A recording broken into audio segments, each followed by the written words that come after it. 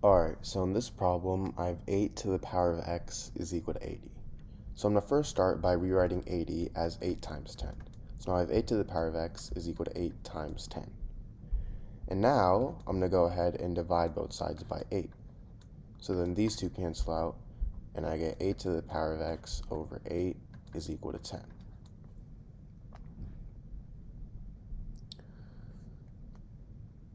Now, if I have something in the form a to the power of m over a to the power of n, this is equal to a to the power of m minus n. So a to the power of x over 8, well, 8 is the same thing as a to the power of 1. So I get a to the power of x minus 1 is equal to 10. Now, 8 I can rewrite as 2 to the power of 3. So now I have 2 to the power of 3 to the power of x minus 1 is equal to 10. And if I have something in the form a to the power of m to the power of n, this is equal to a to the power of m times n.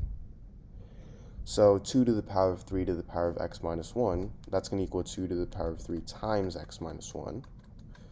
And I can simply distribute the 3, so I have 3 times x plus 3 times negative 1. So 3 times x is 3x, and 3 times negative 1 is negative 3. So I have 2 to the power of 3x minus 3 is equal to 10. Now I'm going to take the log on both sides, so I'll get log of 2 to the power of 3x minus 3 is equal to log of 10. And if I have something in the form log a to the power of b, I can move this exponent b to the front, so this is going to equal b times log a. So in this case, b is 3x minus 3, so if I move this to the front, I get 3x minus 3 times log 2 is equal to log 10. Now, log 10, that's actually equal to 1. So now I have 3x minus 3 times log 2 is equal to 1. Now, if I divide both sides by log 2, these two cancel out, and I get 3x minus 3 is equal to 1 over log 2. Now if I add both sides by log 3, these two cancel out, so I get 3x is equal to 1 over log 2 plus 3.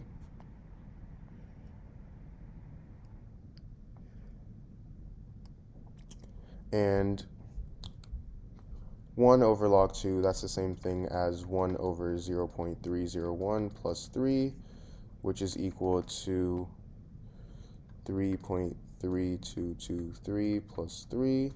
So I have 3x is equal to 6.3223, meaning x is equal to 2.1074. Alright, so in this problem, I have 2 to the power of x plus 8 to the power of x equals 68. So I'm going to first rewrite 8 as 2 to the power of 3. So now I have 2 to the power of 3 to the power of x is equal to 68. And I can actually switch these two. So I get 2 to the power of x plus 2 to the power of x to the power of 3 is equal to 68.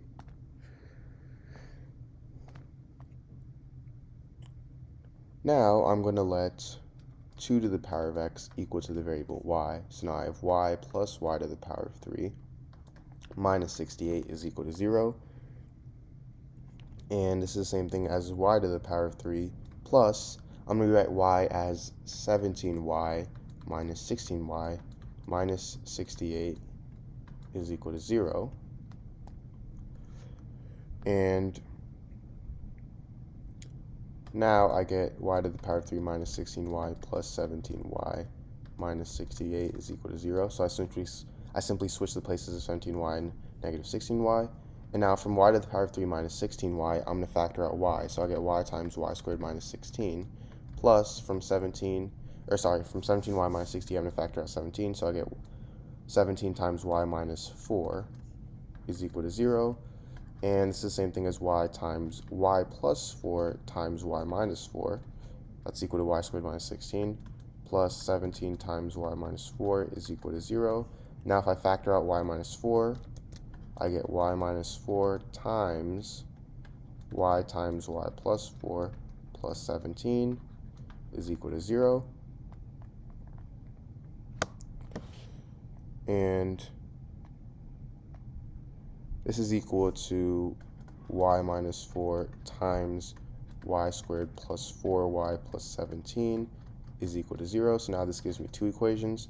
I get y minus 4 is equal to 0, and y squared plus 4y plus 17 is equal to 0. So for y minus 4 equals 0, y is obviously equal to 4, so I get one solution. And from y squared plus 4y plus 17 equals 0, you have to use the quadratic formula to solve this. And if you actually do end up using the quadratic formula, I'm not going to do it because it's a waste of time, but you get that there is no solution, but because you get the square root of a negative number, and you can't take the square root of a negative number. So y equals 4 is my only solution for y, and now remember how we let 2 to the power of x equal to y. So now if I have 2 to the power of x is equal to y, and y is 4, that means I have 2 to the power of x is equal to 4. And 2 to the power of what number equals 4? 2, right? So I get x is equal to 2. And this is my solution to this problem.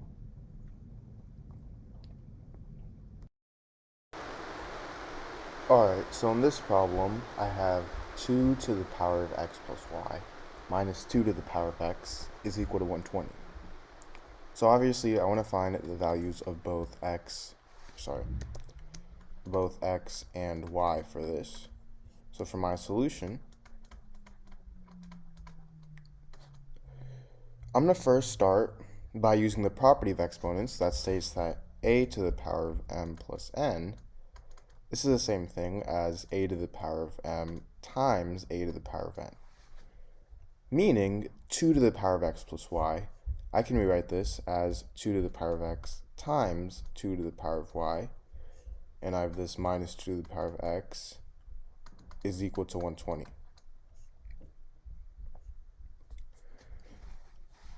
Now, I'm going to go ahead and factor out 2 to the power of x from this equation, from my left-hand side. So now I have 2 to the power of x times, now 2 to the power of x times 2 to the power of y divided by 2 to the power of x, simply just 2 to the power of y, and negative 2 to the power of x divided by 2 to the power of x is negative 1. So this is equal to 120. Now, 120, this is the same thing as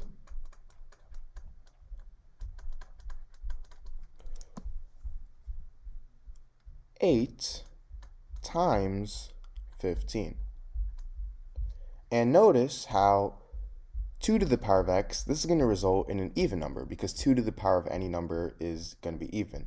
And 2 to the power of y minus 1, well, an even number minus 1 is going to be an odd number. 2 to the power of y is going to be an even number, and an even number minus 1 is an odd number. So this is even, this is odd.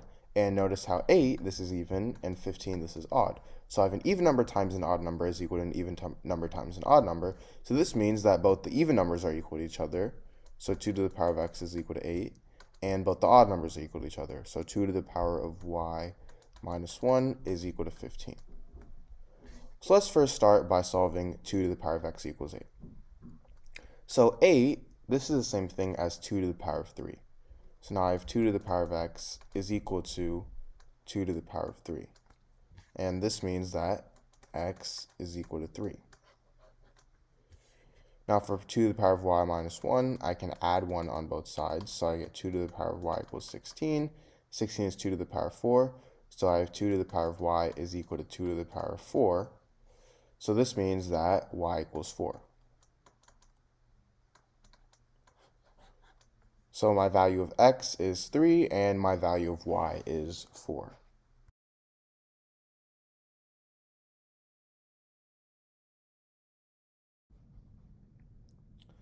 Alright, so in this problem, I have a to the power of 3 plus a squared is equal to 80.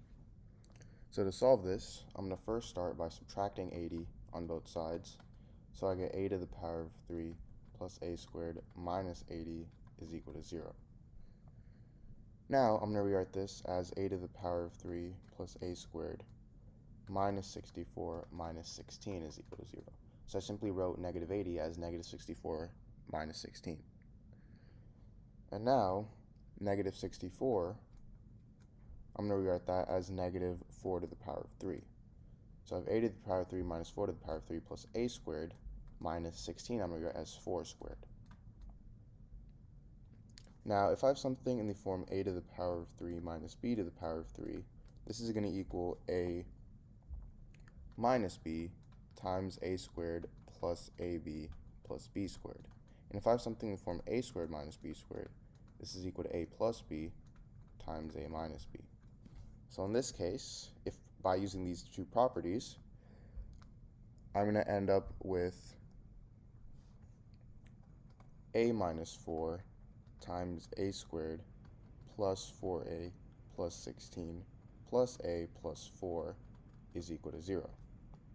And this simplifies to a minus 4 times a squared plus 5a plus 20 is equal to 0. So now this gives me two equations. I get a minus 4 is equal to 0, and a squared plus 5a plus 20 is equal to 0. So for a minus 4 equals 0, a is obviously equal to 4. And for a squared plus 5a plus 20 equals 0, I'm going to use the quadratic formula, but I'm actually not going to waste your guys' time by actually doing it. So if you do end up doing it, you get that a is equal to negative 5 plus or minus the square root of 55i over 2.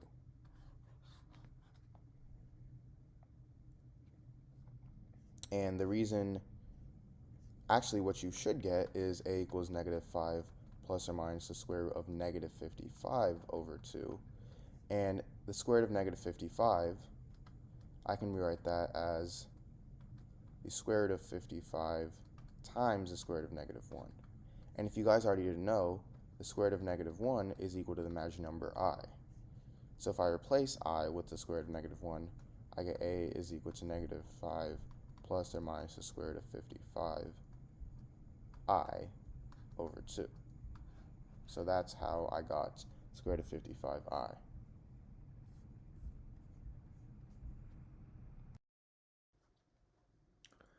Alright, so in this problem, we have the square root of 3 to the power of x is equal to 81. Now, to solve this, I'm going to start here with the square root of 3.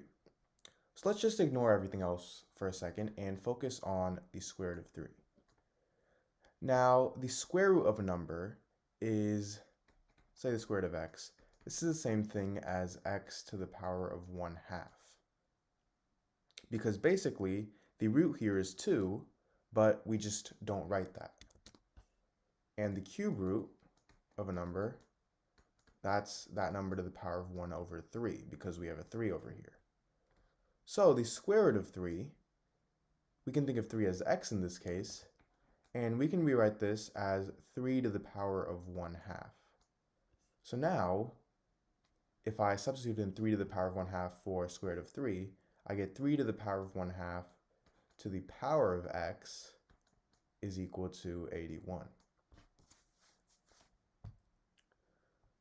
Now, if I have something in the form a to the power of m to the power of n, this is equal to a to the power of m times n. So 3 to the power of 1/2 to the power of x, that's going to equal 3 to the power of 1/2 times x, which is simply 1/2 x. And this is equal to 81. Now, 81, that's the same thing as 3 to the power of 4. So now I have 3 to the power of 1/2 x is equal to 3 to the power of 4, and this means 1/2 x is equal to 4, and x is equal to 8. So 8 is my answer. Alright, so in this problem, I have 2 to the power of 20 minus 2 to the power of 19 is equal to 16 to the power of x. So I'm going to first start by rewriting 20 as 19 plus 1. So now I have 2 to the power of 19 plus 1 minus 2 to the power of 19 is equal to 16 to the power of x. Now, if I have something in the form a to the power of m plus n, this is equal to a to the power of m times a to the power of n. So in this case, I have 2 to the power of 19 plus 1, and this is going to equal 2 to the power of 19 times 2 to the power of 1.